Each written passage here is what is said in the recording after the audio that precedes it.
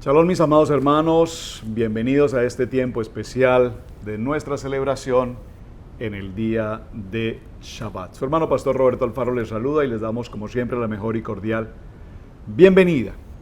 Bien, estamos en un día de celebración un poco diferente al servicio usual que tenemos en el tiempo de Shabbat. Estamos en un tiempo fuera de casa y con tiempo de reposo, de vacaciones, pero no sin cumplir, por supuesto, con nuestro compromiso y nuestra responsabilidad de estar con ustedes en este tiempo de la palabra. Así es que, bienvenidos. Vamos a estar en el estudio de un parashá extraordinariamente importante, muy importante. No, por supuesto, sin decir que otros no lo sean. Todos los parashás son importantes, pero en este parashá tenemos mucho tema que tratar. Parashá Pinhas o parashá Finés es nuestro parashá número 41 en el libro de Bamidbar, y este texto de parashá abarca desde el capítulo 25, verso 10, pero realmente creo que necesitamos tomarlo incluso desde el mismo capítulo 25 como tal, pero da comienzo a partir del verso 10 y nos acompaña hasta el capítulo 26 en el verso 4. Es muy importante tener presente, mis amados hermanos, nos acompaña hasta el capítulo 29, verso 40. Es decir, que estamos ya prácticamente también a las puertas de cerrar el libro de Bamidbar.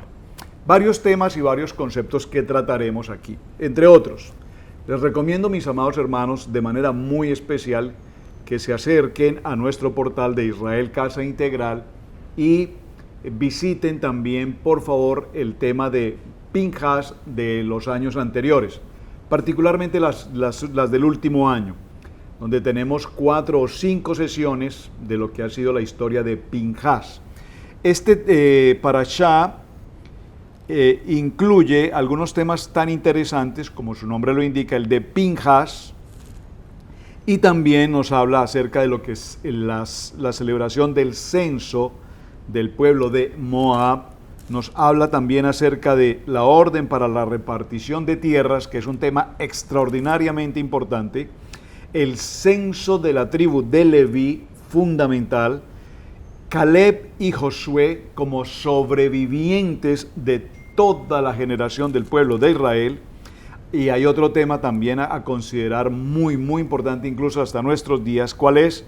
La petición de las hijas de Zelofehad en respecto a la propiedad, cuando no se tiene hijos varones y cuando no había forma de distribuir tierras, las hijas pidieron a su vez a Moshe que se hiciera una concesión especial para efecto de que ellas pudieran heredar las tierras, y es un tema muy interesante. Y hay otro tema que posiblemente sea más el tema que me pueda enfocar en el día de hoy, y es el tema del capítulo 27, verso 12, en el que se habla precisamente respecto a la elección de Josué como el designado para ser el sucesor de Moshe. Es bien importante este punto.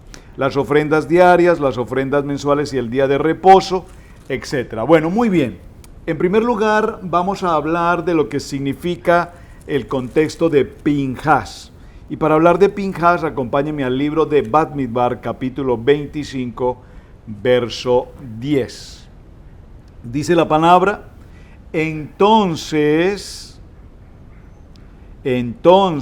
Adonai habló a Moshe diciendo: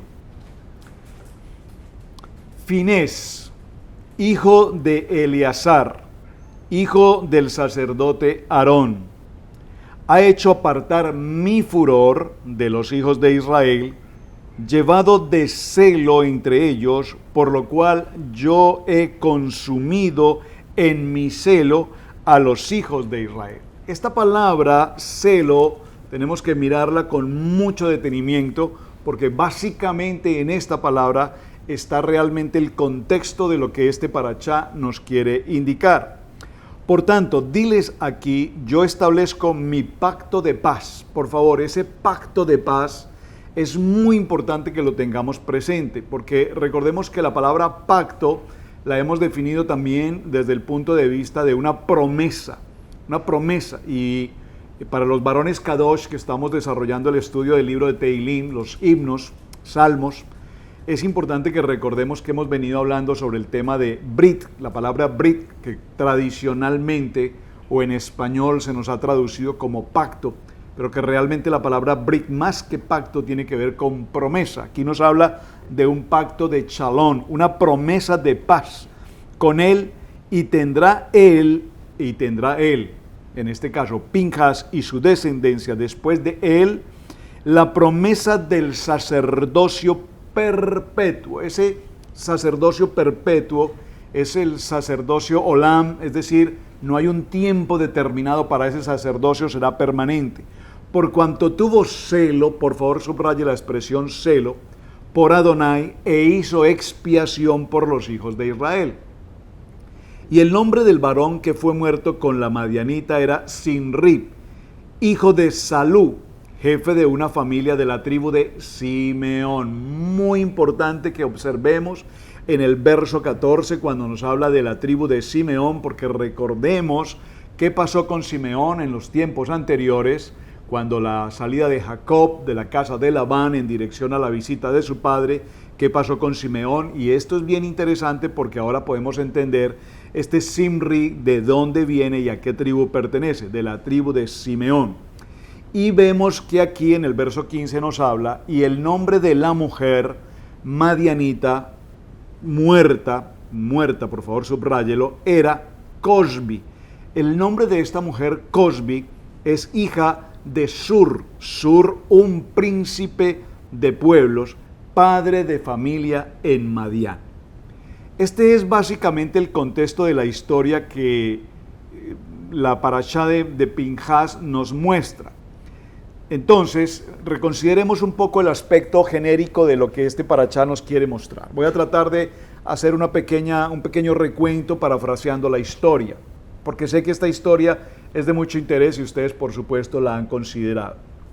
En primer lugar, recordemos que cuando Adonai ordena a Moshe la preparación, la elaboración del Mishkan, recuerden que la palabra tabernáculo no es la palabra más adecuada, es en la traducción que tenemos, la expresión es el Mishkan, la tienda, una tienda portátil. Digo tienda en el sentido de Mishkan, puesto que se podía transportar, llevar de un lugar a otro. Posteriormente se convertirá en el bris, en el templo propiamente, y ese templo será en un lugar estático. Entonces vamos primero con el tema del Mishkan.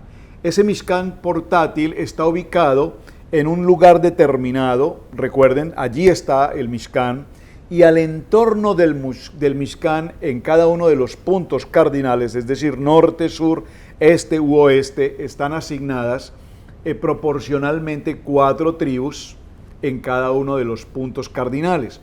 4 al norte, 4 al sur, 4 al este, 4 al oeste, para un total de 12 tribus. Recordemos que hay una tribu más, que es la tribu de Leví, que se encuentra justo en el centro, en la parte interior, en la parte del servicio del Mishkan. Es la tribu de Leví, acompañada por supuesto por Aarón y por supuesto por Moshe. Recordemos que Moshe y Aarón, como lo vimos justamente cuando enseñamos la parte correspondiente al Mishkan, recordemos que en la puerta del ala este se encuentra la tribu de Judá, ¿recuerdan?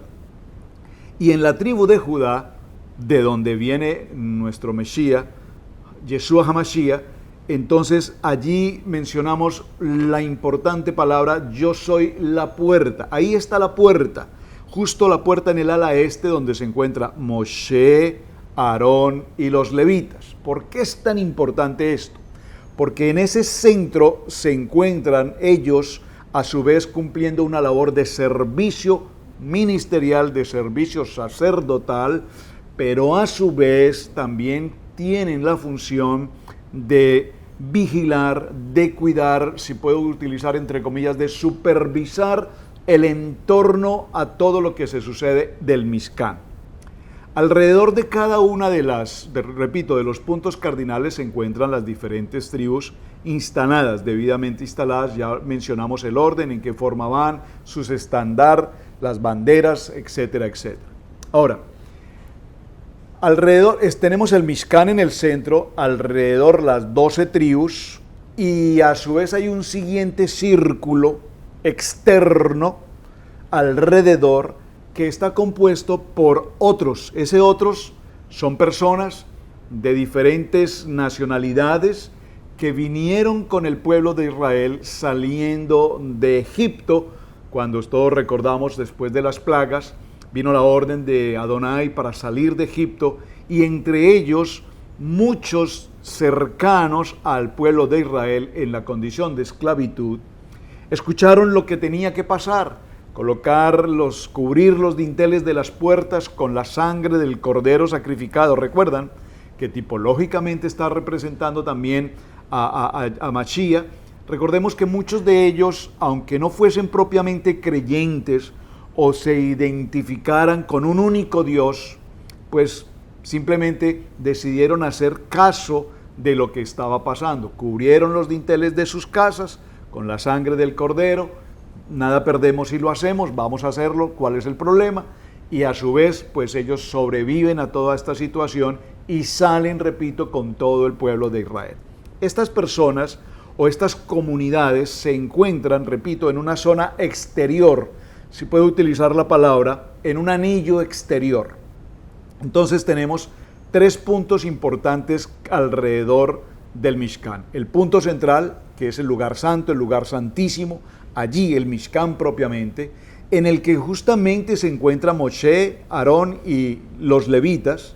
A su entorno las 12 tribus en un segundo anillo, si me permiten la expresión, en una segunda línea, y en una tercera línea está alrededor todas las demás personas o comunidades extranjeras que podían sí o no realmente creer en Adonai como Adonai el único, Ejad, según el libro de Shemot capítulo 20. Ellos fueron también testigos que vieron y escucharon todo cuanto pasó justamente en la montaña del Sinaí, en el monte Oreb.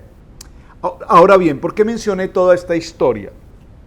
Porque el relato que estamos llevando a cabo con respecto a esta historia de Pinhas tiene que ver puntualmente cómo, vamos a retomar el tema, cómo un hombre de la tribu de Simeón, en este caso Simri, salió del entorno del Mishkan, de las 12 tribus y del círculo exterior de los extranjeros, y pasó los límites. Por favor, escríbalo en sus notas: pasó los límites.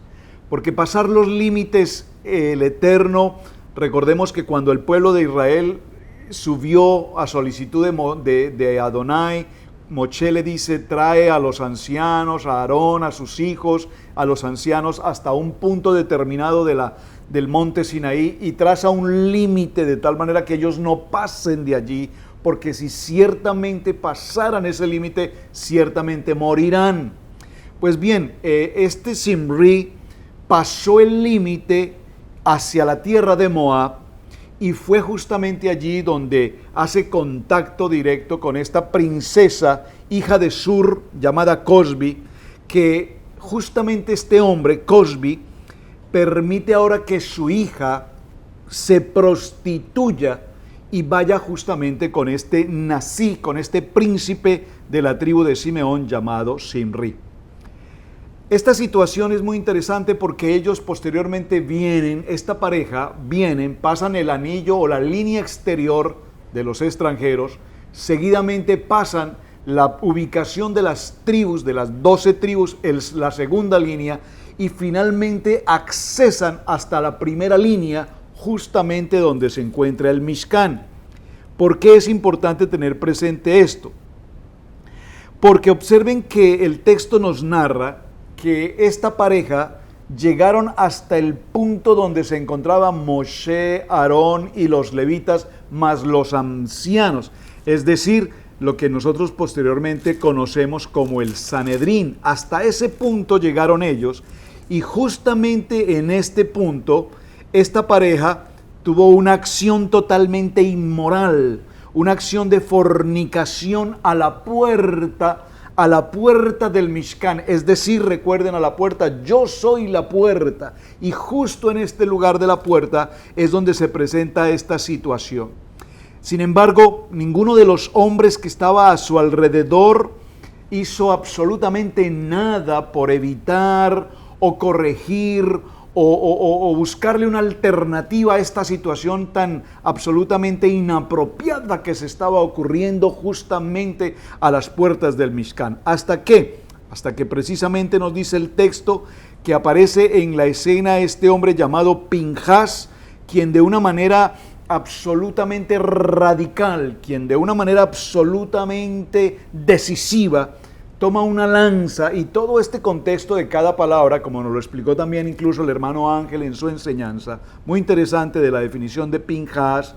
Entonces vemos que Pinhas es quien toma una decisión, diga conmigo por favor, toma una decisión de por más radical, auténtica, legítima, verdadera, y es que tiene que ver con el celo, y aquí la palabra celo tiene que ver con esto precisamente, de ser un radical en cuanto a la santidad, un radical en cuanto a Adonai, un radical en cuanto a la Torá, un radical en cuanto a lo que es puro, en cuanto a lo que es recto.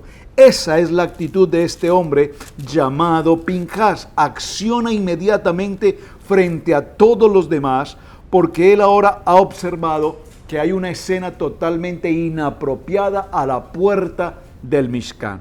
Y es así como dice la palabra, que tomó su lanza y atraviesa por el vientre tanto a la mujer como al hombre. Esto nos muestra que la acción de atravesar con la lanza justo en el vientre evidentemente causa una muerte. Y hay una muerte física en este momento. ¿Por qué? Porque recordemos que la paga de pecado es muerte. Usted me va a decir, bueno, pero la paga de pecado es muerte. Todos nosotros obviamente pecamos de una o de otra manera. Muchas veces por acción, muchas veces por omisión. Y sin embargo no morimos físicamente.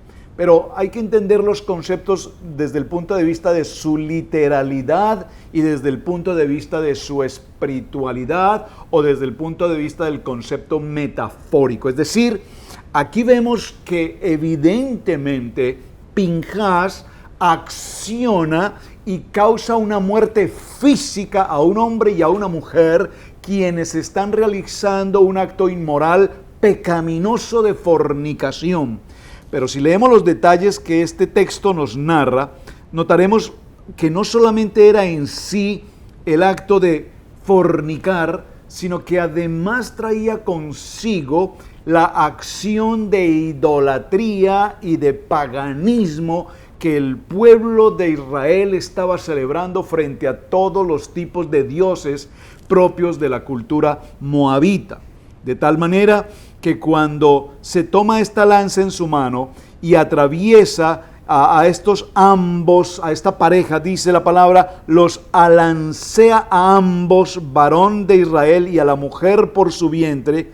Entonces inmediatamente dice el texto, estoy leyendo el capítulo 25, en el verso 8, dice, inmediatamente cesó la mortandad de los hijos de Israel. Es interesante cuando nos habla de cesó la mortandad de los hijos de Israel, porque nos está diciendo que había hacia el interior del pueblo de Israel, había una plaga, una enfermedad.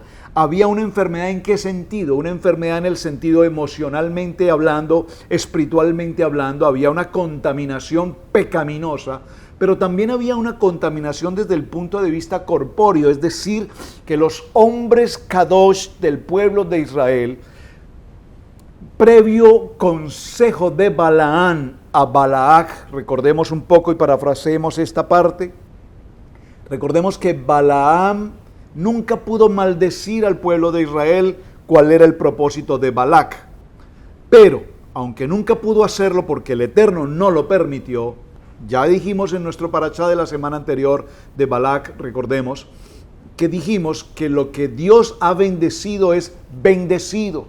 Lo que Dios bendice, el hombre no lo puede maldecir. De tal manera que el pueblo de Israel es un pueblo bendecido por Adonai. No iba a permitir el Eterno, y no podía hacerlo Balaam, maldecir al pueblo de Israel. En esta historia, recordemos que aunque no lo pudo maldecir según las intenciones de Balac, recordemos que Balaam a la final de toda esta historia simplemente lo que hace es dar un consejo. Y al dar un consejo, el consejo que él dio básicamente era que si se ocasionaba una acción que causara pecado al pueblo de Israel, pues evidentemente Adonai se apartaría de ellos. Es decir, no había forma de ganarles a Israel una guerra bélica, una guerra de ejércitos, porque la presencia de Adonai estaba con ellos. Pero sin embargo, si se ocasionara que el pueblo de Israel perdiera su santidad, entonces Adonai los dejaría y sería el momento en el que los madianitas o los moabitas incursionaran contra ellos. Y es así como de ese consejo surge precisamente todo este proceso de pecaminosidad, de relaciones prohibidas, de una situación de fornicación. Y cuando todo esto pasa, dice la palabra, que más de 20,000 hombres del pueblo de Israel mueren. Ahora, cesa la mortandad, y dice en el verso 9, murieron aquella noche 24,000 hombres. Es decir, que vemos en la narrativa de este texto que evidentemente Adonai debía tomar una acción inmediata frente a la condición de pecado. ¿Qué significa esto, mis amados hermanos? Que así como entendemos que Adonai es un Padre amoroso, piadoso, misericordioso, bondadoso, también entendemos por la palabra que Adonai también es un juez justo, es un Padre justo, hace justicia. Y también nos dice la palabra que a quien ama, pues también castiga. Y no castiga en el sentido del castigo como nosotros lo entendemos, o como lo veíamos esta mañana en las reuniones de varones, que uno de los hermanos me hizo una pregunta muy interesante. Si Dios tiene ira, entonces, ¿cómo puede Dios actuar frente a la ira? Y concluíamos de tal manera que la palabra ira no es una palabra que corresponda al carácter de Dios, porque el carácter de Dios es amor. Y dijimos, no es que Él tenga amor, no, es que la palabra nos dice que Adonai es amor. Por lo tanto, hay una diferencia extremadamente importante en la gramática al decir que Él es amor a que Él tiene amor. De tal manera que entonces Él no tiene enfado ni ira, porque Él es amor. Pero lo que sí concluimos en toda esta historia hasta el momento, evidentemente, es que Adonai no tiene ningún tipo de vínculo afectivo con respecto a una condición pecaminosa. El pueblo de Israel pecó, fornicó, dobló rodillas frente a dioses paganos y se cometieron una serie de perversiones. Realmente, si usted entra al detalle, repito, y no lo voy a hacer ahora, pero si lo miramos en el detalle de la semana, del texto anterior, nos daremos cuenta que se preparó toda una escena de las mujeres moabitas que se prepararon para recibir a los hombres de Israel. Digo los hombres porque fueron ellos quienes pasaron la frontera, visitaron las tiendas y en el interior de las tiendas empezaron a ofrecerles todo tipo de favores, de ciertas atenciones, entre ellas licor, etcétera, y ocasionar el proceso de la caída frente a la situación de la debilidad y la tentación del pecado sexual. Muy interesante esto, porque nos daremos cuenta, mis amados hermanos, que la estrategia del enemigo estuvo tan perfectamente organizada, y como lo vimos la semana anterior, no fue una guerra desde el punto de vista bélico, armamentista, de ejércitos, sino fue una guerra desde el punto de vista espiritual. Y desde el punto de vista espiritual, los hombres de Israel cayeron bajo una condición de pecado. En ese proceso y en lo que estamos narrando hasta el momento, repito, nos damos cuenta a la inquietud, a la sugerencia que tenemos que tratar aquí.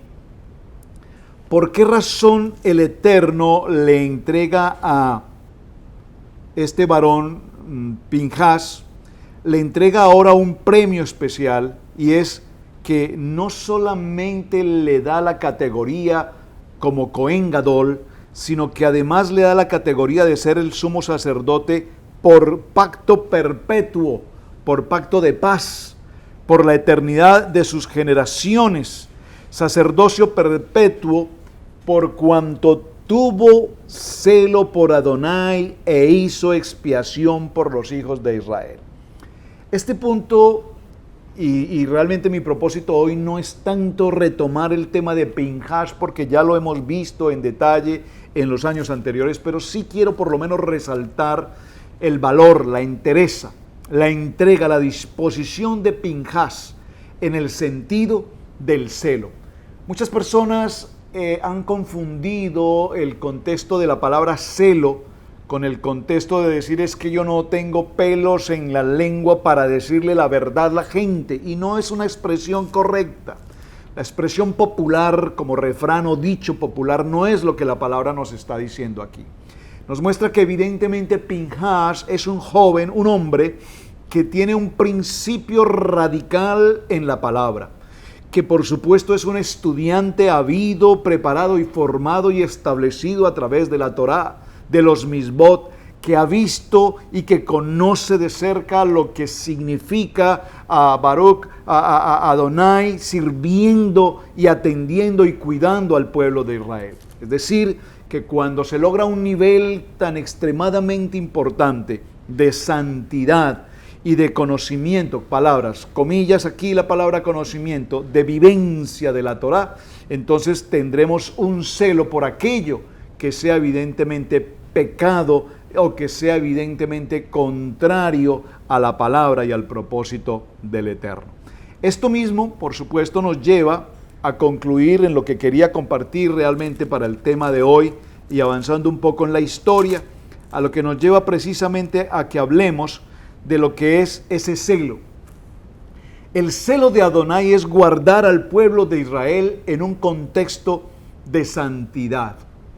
La presencia de Adonai está formando al pueblo de Israel como un mishpajá, como familias.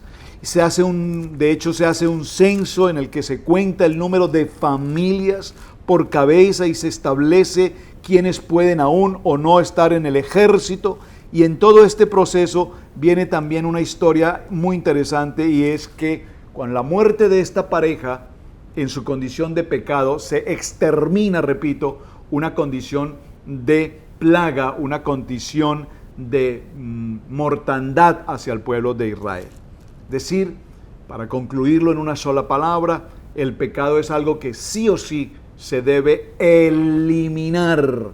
Al pecado no se le pueden colocar pañitos de agua tibia o tratar de colocarle una bendita no sé en otros países cómo se pueda usar una protección simplemente para sanar o aparentar que no hay nada. Aquí vemos, repito, a Adonai con una acción absolutamente determinante, y esto fue lo que permitió que Pinhas hiciera radicalmente actuar limpiando la casa, porque lo que se estaba sucediendo a la puerta del Mishkan era algo absolutamente inapropiado, indebido, y que ningún hombre de todo el pueblo de Israel debió haber permitido jamás. Es decir, repito, el pago de pecado es la muerte, y en este caso nos habla de una muerte absolutamente literal, establecida y demostrada allí. Y repito, no solamente la muerte de una pareja, sino aún de 24,000, entre los cuales muchos hombres habían participado de ese mismo contexto de idolatría y habían participado de ese mismo contexto de paganismo y de ese mismo contexto de fornicación y de todo tipo de perversión del pueblo moabita. Recordemos que los moabitas vienen de una situación pecaminosa también, de hecho, de los moabitas y moabitas, los madianitas. Recuerden esta historia a través de Lot y a través de sus hijas por una circunstancia de incesto. Muy bien, entonces, en ese mismo proceso, avanzando un poco en la historia, y solo quiero retomar, vemos cómo en el capítulo 27 y en el verso 12, ahora se nos habla de algo que me pareció muy interesante y que sea realmente lo que me gustaría como compartir hoy respecto de lo que significa la elección de Josué como sucesor de Moshe. El verso 12 dice, básicamente en el capítulo 27, Adonai dijo a Moshe, sube a este monte Abarim y verás la tierra que he dado a los hijos de Israel. Y después de que la hayas visto, tú también serás reunido a tu pueblo como fue reunido tu hermano Aarón. O sea, en el verso 13 y 12 del capítulo 27, Adonai le está diciendo justamente a Moshe que su tiempo está por concluir, que así como su hermano Aarón acaba precisamente de morir, también le ha llegado el tiempo a Moshe, y que no va a pasar a la tierra prometida, pero que le va a permitir verla, ver la tierra, y de alguna manera, si puedo decirlo, bendecir la tierra a la distancia. Es muy interesante esta situación. ¿Y por qué se ocurre este evento? Este evento del capítulo 27, verso 12, si usted lo nota, tiene como un punto de partida justamente el capítulo 27, cuando las hijas de Zelofehad piden que ellas puedan heredar tierra. Y voy a retomar un poquito el tema. Vinieron las hijas de Zelofehad, hijo de Efer, hijo de Galat, hijo de Maquir, hijo de Manasés, de las familias de Manasés, hijo de José. ¡Qué interesante! Los nombres de los cuales eran Maala, Noa, Ogla, Milca y Tirsa. Mujeres, 5 mujeres. No tuvo hijos varones. Y este es un punto importantísimo, hermanos, cuando se presenta este tipo de situaciones. 5 mujeres, no había hombres en la generación y en la genealogía. Y se presentaron delante de Moshe estas 5 mujeres y delante del sacerdote, ¿quién? Eleazar. Observen que aquí ya aparece como Cohen Gadol el hijo de Aarón, es decir, su hijo Eleazar. Y delante de los príncipes y de toda la congregación a la puerta del tabernáculo de reunión, y dijeron, aquí la palabra príncipe es la palabra nací, pero es importante recordar que el príncipe aquí no es un príncipe como podemos identificar en el contexto monárquico, un príncipe. Aquí el contexto príncipe nos habla de hombres de alto nivel desde el punto de vista de Torah, de hombres kadosh, hombres humildes, hombres de servicio, hombres de identidad, hombres de responsabilidad, hombres de liderazgo. Y cuando digo liderazgo no estoy diciendo jefes militares que ordenan y que dicen debe ser así. Estoy hablando de líderes en el sentido de que el pueblo, cada tribu, les seguía porque reconocía en ellos sus cualidades de hombres de Dios.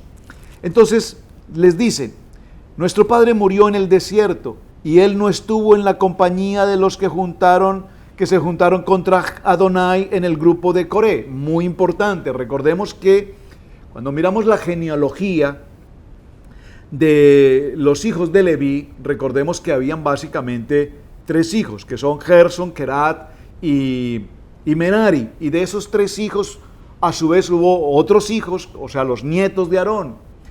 Pero cuando nosotros vemos aquí en este parachá el censo, wow, estamos tocando muchas cosas a la vez. Cuando vemos el censo del capítulo 26, les sugiero, léalo por favor en detalle, no me voy a detener allí. Si usted va al capítulo 26 y lee con atención el capítulo 26, censo del pueblo, usted va a notar, mi amado hermano, que aquí se mencionan a las familias, Rubén, primogénito de Israel, y los hijos de Rubén, y aparecen allí todos. Estas son las familias de los rubenitas, etc. Y va a notar cómo cuando se mencionan a los hijos de Aarón, vamos a notar que ya hay varios de estos hijos o nietos de Aarón que ya no aparecen en la genealogía. ¿Y por qué no aparecen en la genealogía? Porque simplemente estuvieron contra la voluntad del Eterno y por lo tanto fueron erradicados. Sus nombres ya no aparecen, sus nombres ya no quedan escritos. ¿Dónde? En el libro de la vida. ¿En cuál libro de la vida? Muy bien, mi amado hermano, en la Kadosh Torah. Ya esos nombres fueron eliminados. Por ejemplo, Coré y su genealogía, pero recordemos que los hijos de Coré, Corá, ¿recuerdan? Sobrevivieron. De hecho, tenemos algunos Teilín escritos por ellos. Entonces, esto es muy interesante y repito, quiero que usted vaya por favor a ese texto del capítulo 26 y lea con detenimiento este punto, porque aquí lo vemos ahora en el capítulo 27, estas 5 mujeres dicen, nuestro padre nunca participó en absoluto en contra de las actividades del pueblo de Israel que Adonai había determinado a través de Moshe, nunca fue parte de los que formaron parte del grupo de Coré, sino que en su propio pecado murió y no tuvo hijos varones. ¿Por qué sería quitado el nombre de nuestro padre de entre su familia? ¿Por no haber tenido hijos? Observen cuán importante es en este texto tan maravilloso que el nombre esté inscrito en el libro de la vida. Y estas mujeres piden, claman que el nombre de su padre no sea borrado, sino que quede inscrito en el libro de la vida. Danos heredad entre los hermanos de nuestro padre. Y Moshe llevó su causa delante de Adonai, y Adonai respondió a Moshe diciendo, bien dicen las hijas de Zelofehad, les darás la posesión de una heredad entre los hermanos de su padre, y traspasarás la heredad de su padre a ellas. Esto es muy interesante, mis amados hermanos, porque si usted me acompaña por un momento al libro de Filipenses, en el capítulo 2, vaya conmigo un momento a este texto, y repito, no quería profundizar tanto allí, pero no lo vamos a pasar por alto por un momento. El libro de Filipenses, en el capítulo 2, en el verso 9, dice la palabra, por lo cual Adonai también le exaltó hasta lo sumo, y le dio un nombre que es sobre todo nombre, para que en el nombre de Yeshua HaMashiach se doble toda rodilla de los que están en los cielos y en la tierra y debajo de la tierra, y toda lengua confiese que Yeshua HaMashiach es el Señor, para gloria de Adonai, su Padre. Es maravilloso este tema porque repito cuán importante es que nuestros nombres estén inscritos en el libro de la vida. Y veamos, por ejemplo, en el libro de Mateo, en el capítulo 23, Mateo capítulo 23, verso 9, estamos hablando de la importancia del nombre y de que sean inscritos en el libro de la vida. En el libro de Mateo capítulo 23, verso 9, Evangelio de Mateo, dice la palabra, léalo conmigo por favor, dice, no llaméis Padre vuestro a nadie en la tierra, no llaméis Padre vuestro a nadie en la tierra, porque uno es vuestro Padre. ¿Quién? El que está en los cielos, únicamente. Nosotros no podemos decirle Padre al uno, Padre al otro, Padre aquí, Padre allá. No, la palabra nos dice solamente uno que está en el cielo. Él es el Maestro, es vuestro Mesías, Yeshua HaMashiach, que Él es el mayor de vosotros y que sea vuestro siervo. Muy bien, esto básicamente para mencionar por qué antes de que se nombre un sucesor, Moshe tiene un cuestionamiento en su corazón y dice, si yo estoy para partir, porque ya el Eterno así me lo ha mostrado, y no voy a entrar a la tierra de la promesa, ¿a quién entonces heredaré mi labor, mi actividad, mi relación con Adonai? Obviamente que no habría, si puedo decirlo de esta manera, no habría humanamente una persona que pudiera suceder a Moshe en la condición de ese líder que era para el pueblo de Israel. ¿En qué sentido? Porque definitivamente ningún hombre en la tierra como Moshe, en el sentido de la labor profética, en el sentido de la labor de identidad, de relación, de intimidad para con el Padre. Pero sin embargo, cuando él ve por qué sus hijas reclaman, las hijas de Zelofejad reclaman tierras, él entiende que es importante la herencia y es importante heredar y delegar a su vez las funciones. Dice entonces, después de que hayas visto, tú también serás reunido con tu pueblo, le dice Adonai, ya es tiempo de que seas reunido con tu pueblo y tu hermano Aarón, pues fuisteis rebeldes a mi mandato en el desierto de Sin, en la rencilla de la congregación, no santificándome en las aguas a ojos de ellos. Estas son las aguas de la rencilla de Cades en el desierto de Sin. Entonces respondió Moshe a Adonai diciendo, ponga Adonai, Elohim de los espíritus de toda carne, un varón sobre la congregación, que salga delante de ellos y que entre delante de ellos y que los saque e introduzca para que la congregación de Adonai no sean como ovejas sin pastor. Y Adonai dice a Moshe, estoy leyendo el texto del capítulo 27, versos 15 en adelante, 18, y Adonai dice a Moshe, toma a Josué, Yehoshua, hijo de Num, varón en el cual hay un espíritu, o hay espíritu, hay ruach, y pondrás tu mano sobre él, y lo pondrás delante del sacerdote Eleazar, hijo de Aarón, Cohen Gadol, y delante de la congregación, esto es Sanedrín, los ancianos, y para que toda la congregación de los hijos de Israel le obedezcan. Aquí hay algo muy importante, hermanos. Yo, estudiando este parachá, y lo hemos revisado año tras año, y compartía con algunos hermanos, no quiero en este año reinsistir o reenseñar algo que hemos visto en los años anteriores, concentrándonos exclusivamente en el tema de Pinhas, que por supuesto hay mucho tema que aprender y tratar allí. Pero no había considerado realmente en detalle la importancia de la elección de Josué. ¿Por qué, hermanos? Porque sin lugar a dudas, repito, alcanzar el nivel que tenía Moshe frente al pueblo de Israel, la relación íntima cara a cara con Adonai, permanentemente, en todo tiempo, en todo momento, a Moshe era luz, resplandecía, tanto que debía cubrir su rostro porque su santidad, su nivel de santidad era tan elevado como ningún otro hombre en el pueblo de Israel. Hasta este momento estoy hablando. De tal manera que suceder en la posición ministerial a Moshe pues no era una elección fácil. Recordemos que Moshe tenía 2 hijos. No se nos menciona aquí en algún momento que él haya pedido que uno de sus hijos fuese el elegido.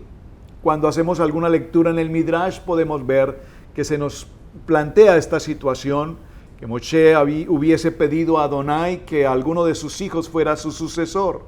Pero es interesante porque la historia del Midrash también nos dice que aún los hijos de Moshe, siendo buenos siervos, no alcanzaban el nivel de pureza, de santidad, de integridad, de pertenencia, de servicio, de humildad que tenía evidentemente Josué. Esto es bien importante, y entonces es tan importante que antes de que Moshe parta de este mundo y se reúna con su pueblo, es necesario, Moshe, que tú lo lleves, lo presentes ante el Sanedrín, ante los ancianos, ante toda la congregación de Israel, para que él empiece en vida de Moshe a ejercer una labor de tal manera que el pueblo de Israel pueda entender con claridad que este ha sido el llamado y el escogido de entre el pueblo de Israel. Seguramente había un gran número de personas a su alrededor, de los ancianos, que podían ejercer una labor cercana, es decir, tenían testimonio, eran hombres fieles, eran hombres de principios, de Kadosh, hombres de Torah, pero vamos, o seguimos por lo menos con la pregunta, ¿qué hizo que se escogiese puntualmente a este hombre joven llamado Josué? Recordemos un poco la historia. Cuando el pueblo de Israel sale de Egipto, recordemos que se presenta un enfrentamiento a los pocos días de salir, y ese enfrentamiento tenía que ver justamente con Malak, ¿recuerdan? Los amalecitas, Amalek. Y recordemos que justo allí se presenta una escena extraordinaria cuando Moshe sube sus brazos o le levantan sus brazos, Aarón y Ur levantan los brazos de Moshe. Entonces aparece la historia de Josué como un capitán de los ejércitos de Israel, recordando, mis amados hermanos, que Israel no es un ejército, es decir, es un ejército en el sentido de que formaron grupos, las tribus, pero no eran un grupo de gentes bélicas que manejaran armamentos y cosas por el estilo. No tenían esa capacidad o esa estrategia frente a otros ejércitos, tal vez mucho más capaces.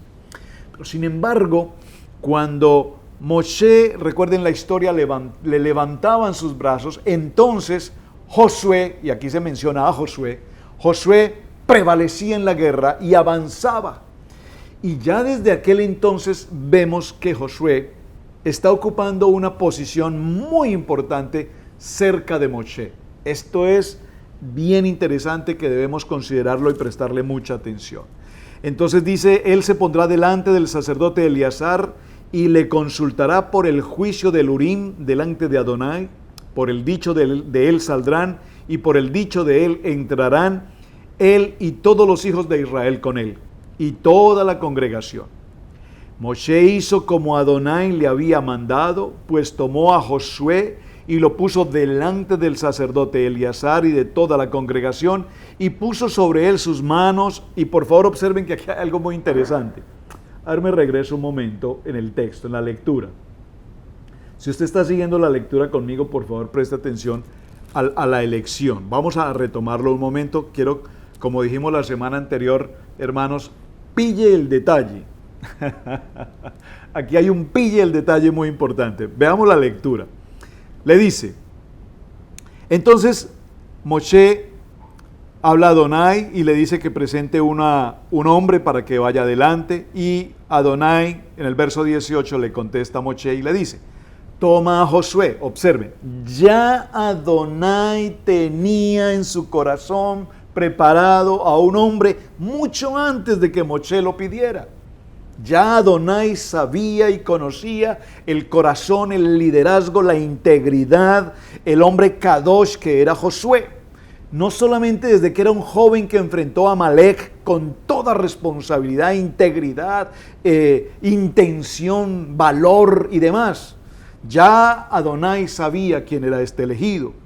Fíjate que cuando Adonai habla con Moshe no le dice, bueno, voy a considerarlo, es probable que entre los ancianos escojamos a uno, vamos a tomar el Urim, el Purim, y vamos a ver y echemos suertes a ver a quién le resulta. No dice la palabra eso. Dice evidentemente, toma a Josué, hijo de Nun, varón en el cual hay espíritu. Y esa palabra espíritu necesitamos, por favor, resaltarla. Y pondrás, por favor, pillen el detalle. Aquí tengo algunos hermanos conmigo, gracias. A ver si pillaron el detalle. Pillen el detalle. Y pondrás tu mano sobre él. Es decir, debe ungirlo. ¿Vamos bien? Pero vean la lectura. ¿Qué pasa?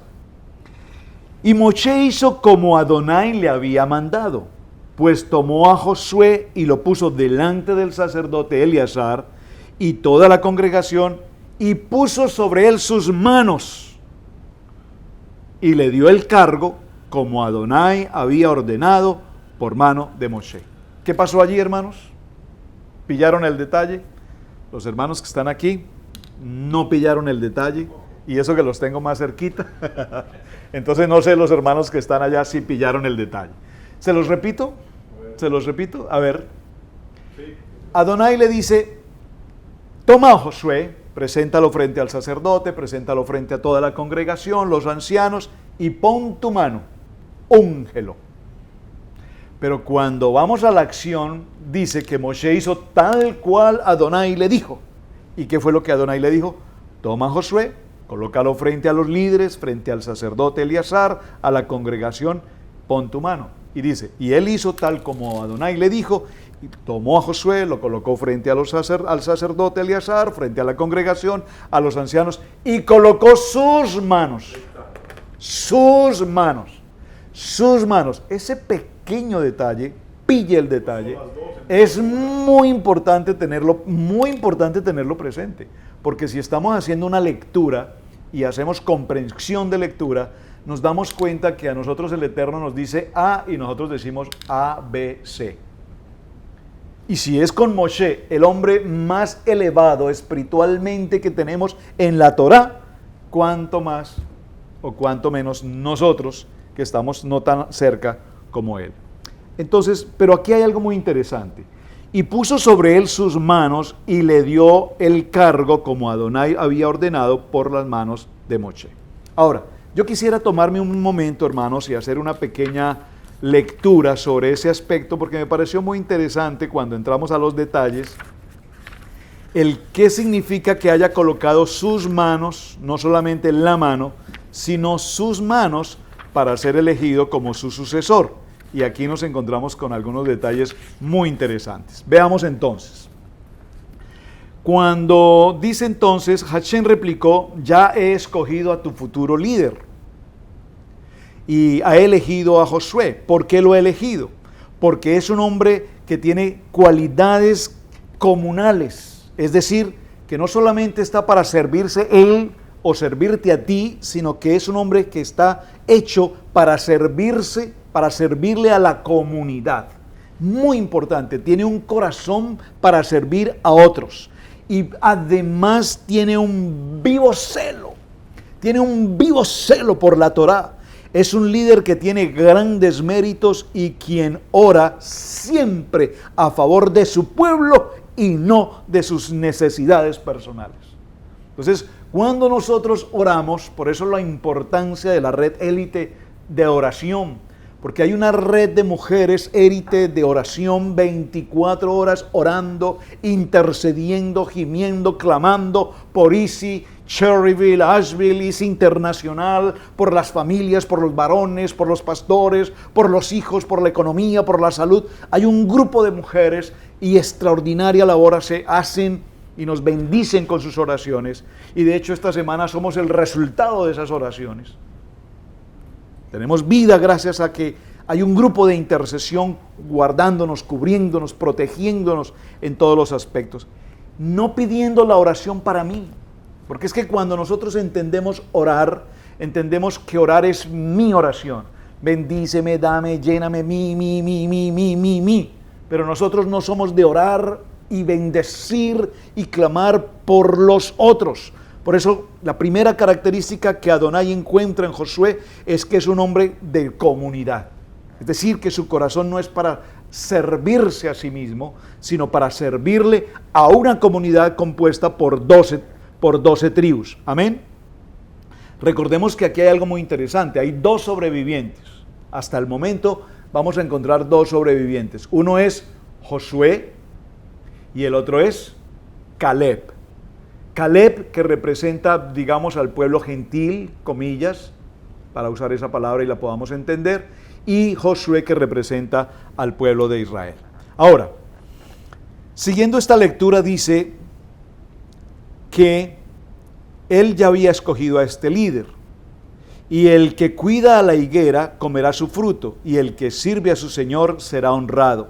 A pesar de que tus hijos son tan sabios como estudiantes de la Torá, Yeshua es aún mucho más que un estudiante. Es un hombre absolutamente lleno de un nivel de sabiduría.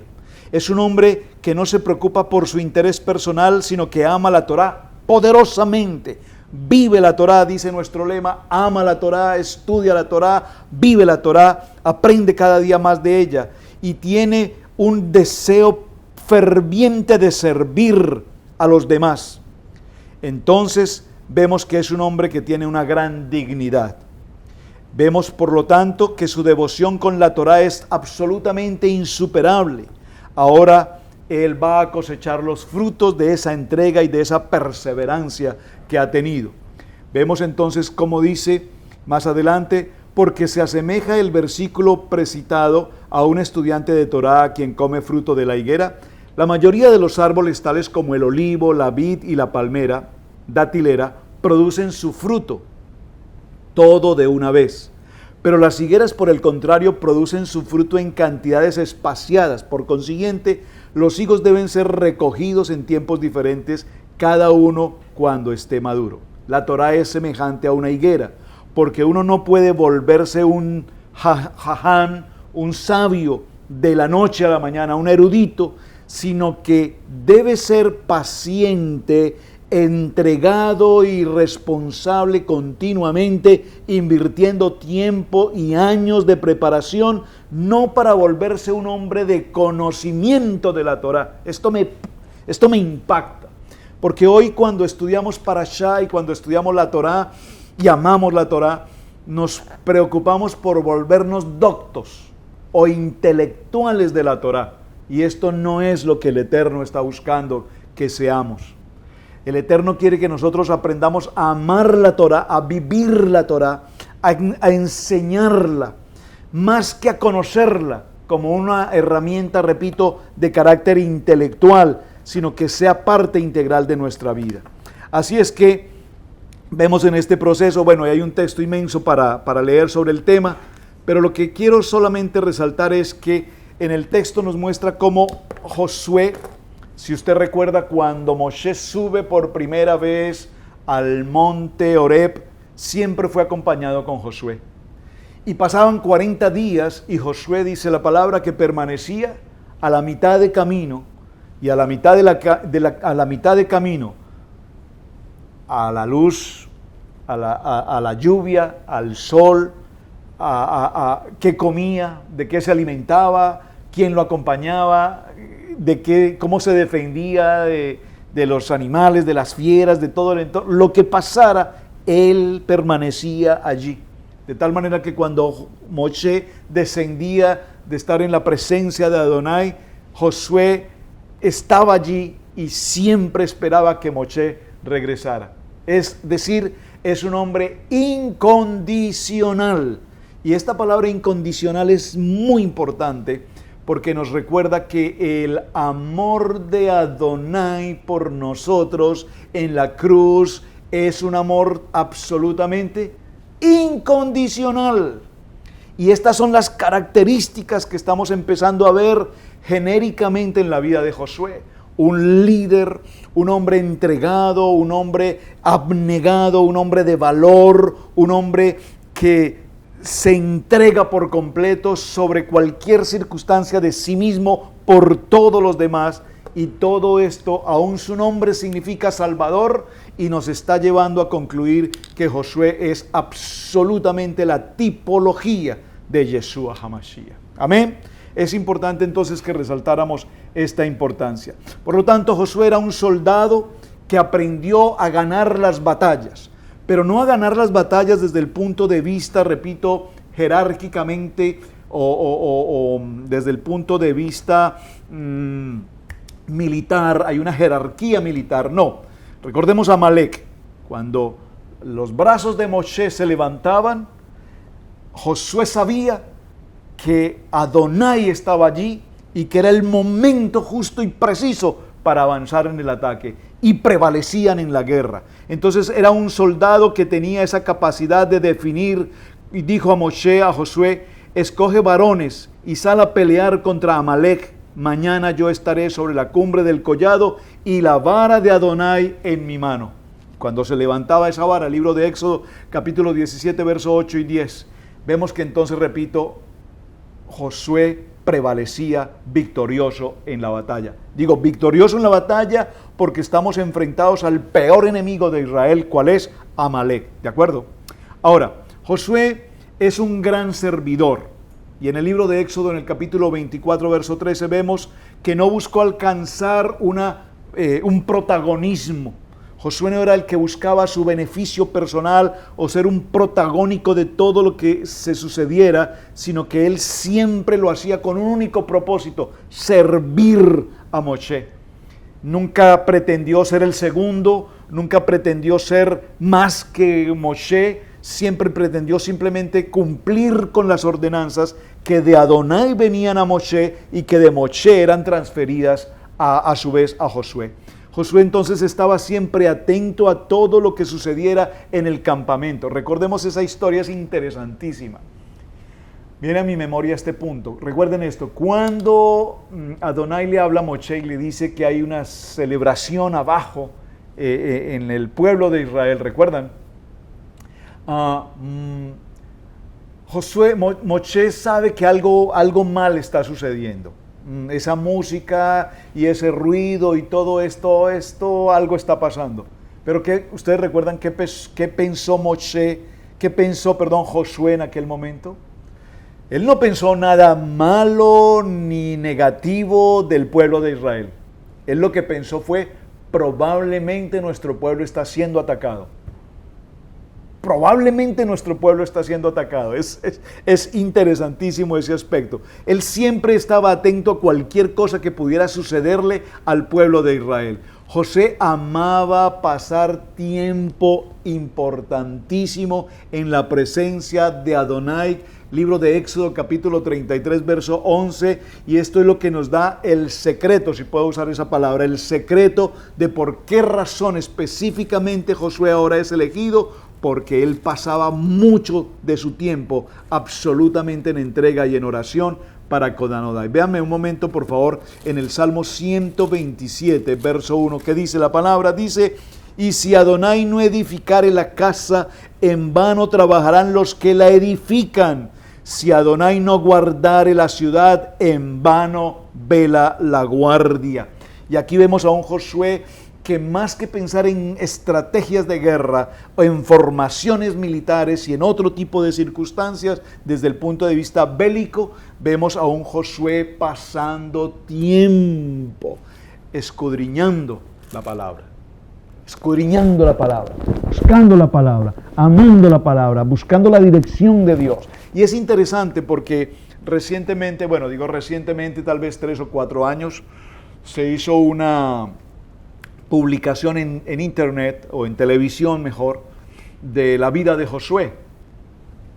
Y es interesante ver algunas de estas obras, porque cuando hay una buena producción desde el punto de vista toraico, desde el punto de vista bíblico, y tiene un buen contenido de producción, son interesantes esas series para verlas y comprender algunos detalles y algunos aspectos.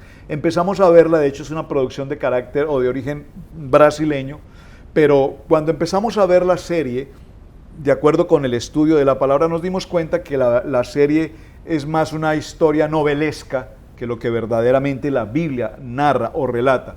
Y nos muestra a un Josué un poco débil, a un Josué indeciso, a un Josué no muy seguro de lo que está haciendo. Y eso está muy lejos de lo que estamos narrando y de lo que la Biblia nos muestra hoy, porque todo lo contrario nos muestra a un Josué muy valiente, nos muestra a un Josué íntegro, nos muestra a un Josué de decisiones, a un Josué establecido, a un Josué fiel, a un Josué dispuesto, a un Josué humilde, a un Josué, repito, íntegro. Y dentro de esa integridad precisamente está el hecho de que su nombre, ya lo mencioné, significa Salvador, aunque su nombre inicialmente, recuerden que fue Oseas, y fue precisamente Moshe quien le cambió su nombre a Yehoshua, que es en el libro de Números capítulo 13, verso 16. Por lo tanto, Moshe sabía que este era un hombre confiable, sabía que era un hombre de fe, sabía que era un hombre de acción, sabía que era un hombre que administraba y tomaba decisiones en medio de los conflictos, en medio de las dificultades. Era un hombre de gran testimonio, era un hombre que tenía una absoluta integridad de todo lo que tenía que pasar y de tomar decisiones siempre sabias, oportunas. No en la voluntad mía del hombre, sino en la voluntad de lo que la palabra enseña. Es un hombre que, pese a que era promovido por el mismo Adonai, no tenía esa posición de pensar que yo soy más que los demás, sino que siempre estaba establecido en un sentido de humildad, como lo enseña Yeshua siempre: sé humildes como yo soy humilde. Así es que eso lo caracterizó y permitió ser un hombre íntegro en todos sus aspectos. Josué es presentado delante de la congregación y asume la responsabilidad de llevar al pueblo de Israel. Esto es interesante, y ya para terminar, hermanos, acompáñenme un momento en el libro de Devarim, Deuteronomio. Estoy avanzándome un poco aparte de una historia que veremos mucho más adelante en otro parashá. Pero en el libro de Deuteronomio, en el capítulo 31, Devarim capítulo 31, y miremos los versos 7 y 8, miren qué interesante. Y llamó Moshe a Josué y le dijo: en presencia de todo Israel, esfuérzate y anímate, porque tú entrarás con este pueblo a la tierra que juró Adonai a sus padres que les daría, y tú se la harás heredar. Amén. Qué palabra tan extraordinaria esta, porque ahora Josué es elegido, es ungido y es establecido para cumplir esta tarea. Así es que no podemos pasar ni mucho menos por alto que una vez se cierra esta historia, sabemos que ahora Josué ha sido llamado a suceder, si no puedo decir a reemplazar, porque no reemplazó a Moshe, él lo sucedió, es decir,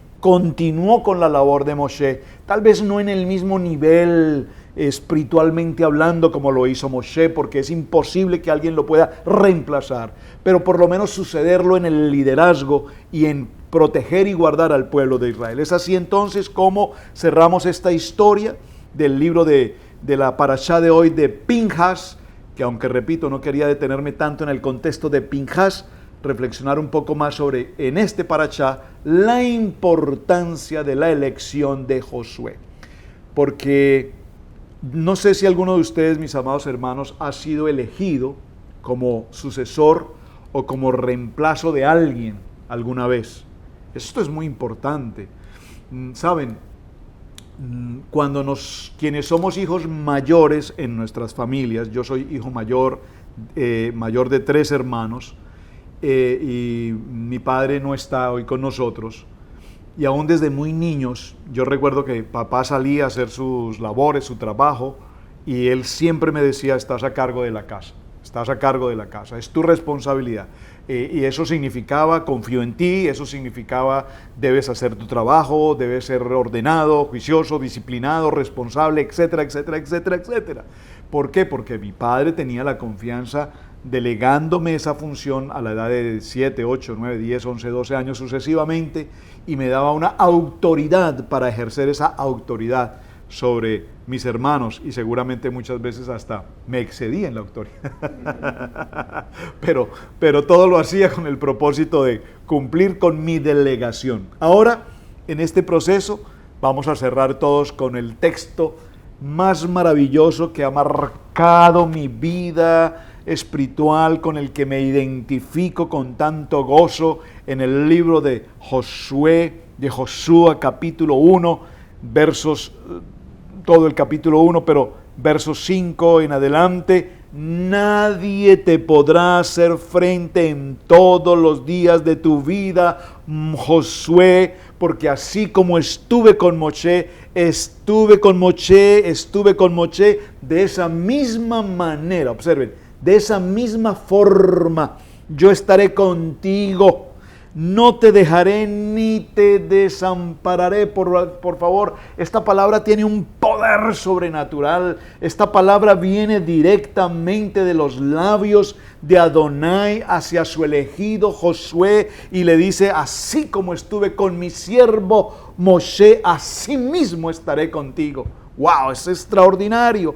Y le exige, entre comillas, le ordena, le determina una acción, y es: esfuérzate y sé valiente, porque tú repartirás a este pueblo por heredad la tierra a la cual juré a sus padres que la daría a ellos. Se está cumpliendo una promesa que viene desde el tiempo de nuestro padre Abraham. Solamente esfuérzate y sé valiente. ¿Por qué? Porque debes cuidar de hacer conforme a todo lo que está escrito en el libro de la vida, la Kadosh Torah. Dice entonces: como mi siervo Moisés te mandó, no te apartes de esta palabra, ni a diestra ni a siniestra, para que seas prosperado en todas las cosas que emprendas, y nunca se apartará de tu boca este libro de la Torá, sino que de día y de noche meditarás en él, para que guardes y hagas conforme a todo lo que en él está escrito. En él, por favor dígalo conmigo, lea este texto con detenimiento: para que hagas conforme a todo lo que en él está escrito. Sobre Yeshua HaMashiach está escrito todo lo que está escrito de él, para que entonces él haga prosperar tu camino y todo te salga bien. Mira que te mando, que te esfuerces y seas valiente, no temas ni desmayes, porque Adonai tu Elohim estará contigo a donde quiera que vayas. Y esa palabra es una palabra tan poderosa para que todos podamos decir un fuerte amén y decirte: Padre eterno, gracias porque nos has guardado. Padre eterno, gracias porque nos has bendecido. Padre eterno, gracias porque esta palabra de Josué capítulo 1 la hemos leído una y otra y muchas veces. Estoy seguro que tú has leído esta cita en muchas ocasiones y estoy seguro que tú dices: wow, qué palabra maravillosa, esa palabra la apropio y la tomo para mí. Pero más que tomarla y apropiarme de ella, es que necesitamos saber con absoluta certeza y claridad de dónde esa palabra viene. Viene directamente de Adonai, viene directamente con Moshe, viene directamente a un elegido, dígalo conmigo, a un elegido llamado a ser el sucesor de Moshe para dirigir, llevar y cuidar a todo el pueblo de Israel. Y entonces veremos las grandezas de las cosas maravillosas que Josué hizo cosas extraordinarias. Usted conoce Jericó, conoce cruzar el río Jordán. Todas las cosas que Josué hizo, las hizo porque Adonai estaba con él. ¿Por qué Adonai estaba con él? Porque evidentemente Josué tenía todos los principios, los fundamentos, las atribuciones. Puedo decirlo en una palabra en español: cumplía con cada uno de los requerimientos para que fuese nombrado en una posición de liderazgo. Porque para ocupar una posición de jerarquía y de liderazgo no es simplemente porque eres el que más grita o el que más fuerte habla o el que impone las cosas. Todo lo contrario, el más humilde. Dice que Moshe era manso y humilde, Josué era obediente, honroso, decoroso, íntegro. Y todos estos parámetros que podemos mencionar se cumplían. Tanto así que el mismo Eterno le dice: con todo lo que traes, aparte de eso quiero que seas muy fuerte y seas valiente. Que no temas ni desmayes, porque no va a ser fácil, el asunto no es fácil. Vas a tener que enfrentar una ardua tarea. Probablemente te sientas cansado, fatigado y sientas carga, pero no temas, no desmayes, porque yo estaré contigo. ¿Y por qué cerramos con toda esta historia de Josué? Porque evidentemente fue elegido Josué por ser un hombre kadosh, por ser un sadik, por ser un hombre santo, por ser un hombre íntegro. ¿Qué no sucedió con Pinhas? Que fue un príncipe de Israel, un líder de Israel, que se equivocó y dio un paso totalmente contrario y trajo consigo consecuencia de muerte al campamento a través de una acción pecaminosa de fornicación, de idolatría, de paganismo, etc. Y como consecuencia de esto se levantó un joven llamado Pinjas, quien en una acción valiente, muy valerosa, causó la muerte atravesando el vientre de esta pareja, Simrit y Cosbi, el vientre para que no se gestara ningún tipo de vida, para que no solamente murieran ellos, sino cualquier gestación o de embrión que allí hubiese sido fecundado en ese momento, murieran junto con ellos, porque no podríamos de ninguna manera permitir que al Mishkan, al pueblo de Israel, entrara ningún tipo de pecado. Esto es básicamente lo que la parashá, entre tantas cosas extraordinarias, tiene que presentarnos para el día de hoy. Así es que, mis amados hermanos, muchísimas gracias por acompañarnos. Debo confesarles que he tenido que pasar una semana, tomamos unos días de descanso y ha sido una experiencia maravillosa en familia, pero para grabar justamente este día, hoy, y estoy en día de Shabbat, estoy grabando justamente un poco antes de nuestra hora de servicio. Ha habido algunas dificultades en varios sentidos de técnicos, internet, varias cosas, y aquí y allá hay otras cosas, pero gracias al Eterno que nos permitió cumplir con esta meta y este propósito. Así es que, mis amados, para ustedes muchísimas gracias por estar conectados a través de Israel Casa Integral. Gracias a todos y cada uno de mis hermanos por aportar su participación en la celebración de toda nuestra reunión. La pastora Pili presentó su mensaje, los hermanos, el pastor Jorge, el hermano pastor Benny, hermano Henry, bueno, todos, pastor Johnny, gracias hermanos, de verdad muchísimas gracias por hacer de esta ejad, de esta unidad, que todo salga y ayude para bien. Para todos mis hermanos, gracias por conectarse hoy a través del portal, y hasta la próxima semana, una nueva semana de toda bendición. Shabbat para todos, bendiciones, shalom, shalom, hasta pronto. Israel, Adonai, Elohim.